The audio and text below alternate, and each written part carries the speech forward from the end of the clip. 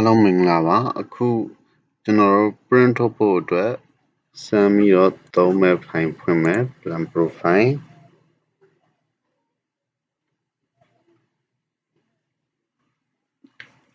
ဆိုတော့ကျွန်တော်တို့ကဒီဟာသုံးဖို့ဆိုရင်ကျွန်တော်တို့ဒီ output ထဲကနေ create view frame လောက်ရမယ်ဆိုတော့ကျွန်တော်တို့ view frame သုံးဖို့အတွက် alignment ရွေးမယ် next နောက်ဒီမှာကကျွန်တော်တို့စောနာကလောက်ခဲ့တဲ့ file ကိုတွားရွေးရမယ် desktop and profile okay ဒါဆိုရင်တရား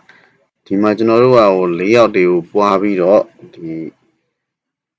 scheme မျိုးစုံသတ်မှတ်ခဲ့လို့ရပါတယ်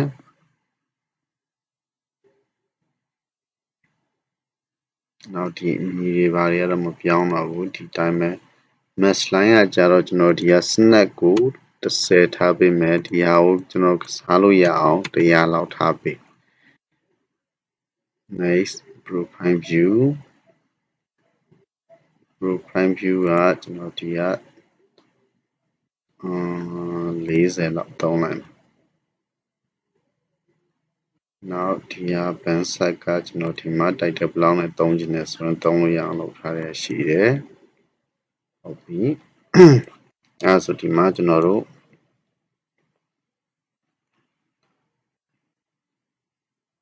ရလာပြီပေါ့နော်အဲဆိုတော့ဒီမှာတခုရှိတာကျွန်တော်တို့ကသူ့ chain ကွက်တီမဟုတ်တဲ့အတွက်ဒါလေးတွေကိုကျွန်တော် chain ကွက်တီရွှေ့လိုက်မယ်ဒီလို chain ကွက်တီရွှေ့လို့ရအောင်စောနာက100တို့10တို့သတ်မှတ်ခဲ့တာဖြစ်တယ်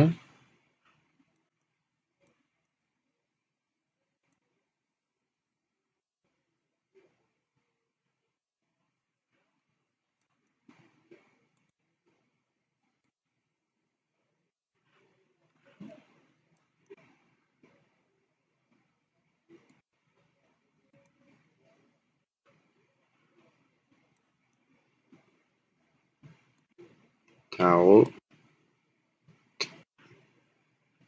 station line ကို mesh line ကိုကျွန်တော်တို့ click လုပ်ပြီးတော့ drag and drop လုပ်ရမှာပဲ okay အဲဆိုရသွားပြီဆိုတော့ကျွန်တော်ဒါကို click လုပ်ပြီးတော့ create sheet ဆိုရင်ကျွန်တော်ဒီမှာ view print group ရွေးခိုင်းမယ်နောက်ဒီ selection လုပ်တဲ့ဟာကိုပဲကျွန်တော်တို့ print ထုတ်မှာလားဒါမှမဟုတ် all ထုတ်မှာလားအခု all ထုတ်မှာမဟုတ် all ရွေးမယ်ပြီးရင် number of layout per new drawing ကျွန်တော်ဒီမှာ all layout in one new drawing layout အားလုံးကို drawing အသစ်တစ်ခုထဲမှာပဲထားခြင်းနဲ့ဒါရှိနံပါတ်တတ်မဲ့ပုံစံဒါ not arrow ရဲ့ block ပုံစံ not နောက်ဒါတွေကတော့ဒီတိုင်းပဲသွားလိုက်တော့မယ်ဒါကျွန်တော်တို့သုံးတဲ့ plan profile section ဖြစ်ပါတယ်အဲ့မှာကျွန်တော်တို့ကဒီ plan profile ကိုဒီ choose setting profile view wizard ကနေပြီးတော့ဝင်ပြင်လို့လည်းရသေးတယ် next ဒီမှာဆိုရင်ကျွန်တော်တို့ကexisting style label ကဒါ label ကကျွန်တော်တို့ no label ပြောင်းမယ်အောက်က design profile ကတော့ပြဿနာမရှိဘူး NGA no label လောက်ထားတာမျက်စိရှုပ်သက်သာတယ်နောက် profile 2ကဒါဆို design profile ဖြစ်ရမယ်ဒါမျိုးလေးတွေတခါတည်းဝင်ပြီးသတ်မှတ်ပေးလို့ရအောင်နော် okay finish အဲဆိုဒီဟာကိုပြန်ရောက်သွားမယ်နောက်ဒီမှာ center မှာပဲထပ်ချင်သလားဒီအစမှာကျွန်တော်ညီချင်သလား search ပြင်ရွေးလို့ရတယ်အစမှာညီအောင်ထားလိုက်မယ် next နောက်ဒါကကြတော့ကျွန်တော်တို့ Sona ကရွေးခဲ့ပြီးသားဖြစ်တဲ့အတွက် create ဒီဟာမလို့ final drop မပါတဲ့အတွက်ဒါအမှန်ချဖြိုးလိုက်မယ်ပြီးရင် create sheet ပုံကိုစစ်ပြီးမှကျွန်တော်တို့လုပ်လို့ရမယ်ပြီးရင်ကျွန်တော်ဒီမှာအပေါ်မှာ click ချလိုက်မယ်နေရာတော့တနေရာပေါ့နော်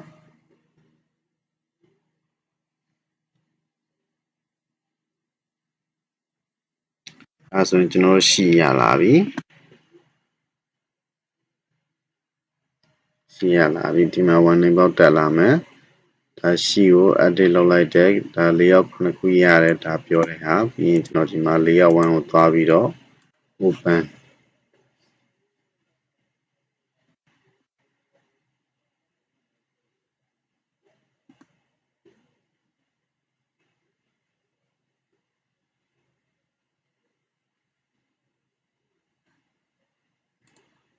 ဒီဒါဆိုရင်ကျွန်တော်တို့ဒီမှာအောက်မှာ profile တွေ့ရမယ်အပေါ်မှာ plan ပုံတွေ့ရမယ်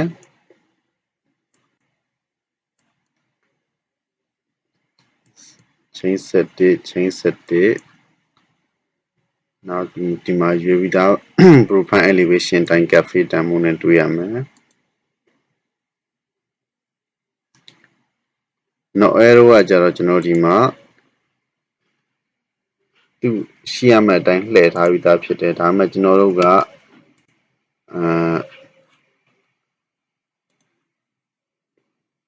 အပြင်မှာပုံစံချပေးလိုက်တဲ့အတွက်အဲ့ဒီတိုင်းပေါ်လာပါတော့ဒါကိုကိုလိုချင်တဲ့ပုံစံပြန်ရွှေ့လို့ရတယ် scale ပြန်ချင်လို့ရတယ်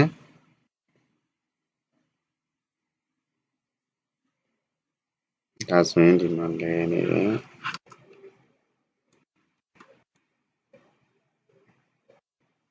ဟုတ်ပြီနော်